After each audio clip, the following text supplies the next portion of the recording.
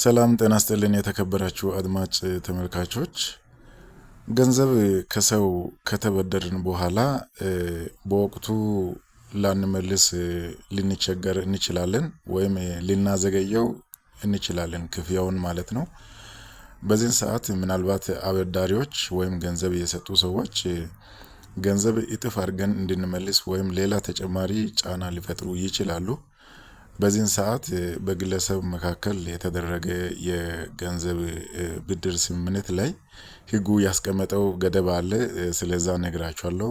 እኔ የህግ ባለሙያ ተስፋውን ነኝ። በግለሰቦች መካከል የተደረገ የብድር ውል ስምምነት ገንዘብ የተበደረው ሰው በወቅቱ ሳይመልስ ካዘገየው ወለድ መጠኑ ከ12% መብለጥ እንደሌለበት በህጉ ተቀምጧል። ምናልባት የኖርማል የወለድ መጠን 9% ብቻ ነው።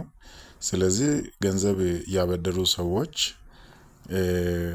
ገንዘብ የተቀበሉ ሰዎች ክፍያውን ሲያዘገዩ የተለያየ ከፍ ያለ ገንዘብ እንዲከፍሉ ወይም እጥፍ አድርጎ እንዲከፍሉ ጫና በሚፈጥሩበት ሰዓት ላይ ማንም ገንዘብ የተቀበለ ወይም የተበደረ ሰው ሳይመልስ ካዘገየው ከ9% በላይ እንዲመለስ በህጉ መሰረት ይፈቅዳል። ከ9% በላይ መመለስ እንዳይገደድ ህጉ ላይ የተቀመጠ የህግ አግባብነት አለ።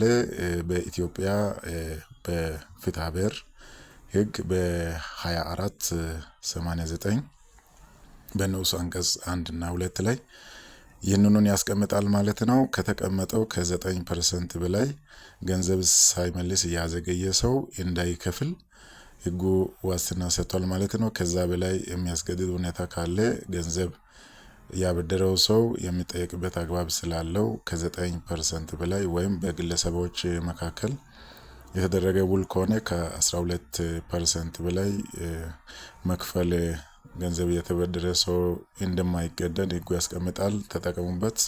አመሰግናለሁ። መልካም ቆይታ